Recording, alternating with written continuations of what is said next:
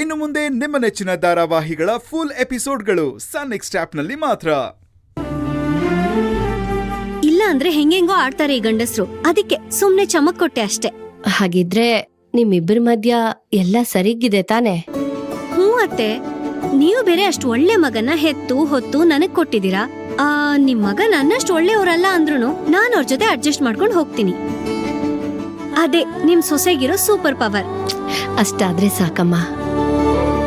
ನೀನು ಬೇರೆಯವ್ರ ಮನೆಯಿಂದ ನಮ್ಮನೆ ಬೆಳಗಕ್ ಬಂದಿರೋ ಮಹಾಲಕ್ಷ್ಮಿ. ನೀನ್ ಸುಖವಾಗಿದ್ರೇನೆ ನಮ್ಮನೆಗೆ ಒಳ್ಳೇದಾಗೋದು. ನೀವೇನು ಯೋಚನೆ ಮಾಡ್ಬೇಡಿ, ನಿಮ್ ಸೊಸೆ ಬಿಂದಾಸಾಗ್ ನಗ್ನಗ್ತಾ ಇರ್ತಾಳೆ. ಆಯ್ತಮ್ಮ. ಅಕ್ಕ ಕಾಲ್ ಮಾಡ್ತಾ ಇದ್ದಾಳೆ.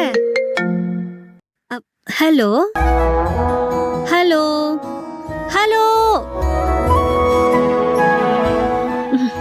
ಕಟ್ಟಾಯ್ತು.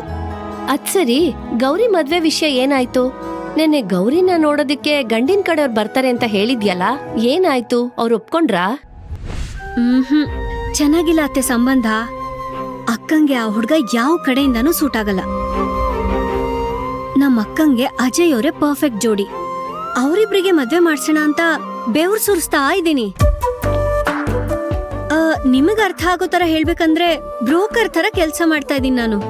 ಒಟ್ನಲ್ಲಿ ಗೌರಿಗೆ ಒಳ್ಳೆ ಹುಡ್ಗನ್ ಜೊತೆ ಆದಷ್ಟು ಬೇಗ ಮದ್ವೆ ಆದ್ರೆ ಸಾಕು. ಸರಿ, ನೀನ್ ಗೌರಿ ಹತ್ರ ಮಾತಾಡು, ನಾನ್ ಬರ್ತೀನಿ. ಸರಿ ಅತ್ತೆ.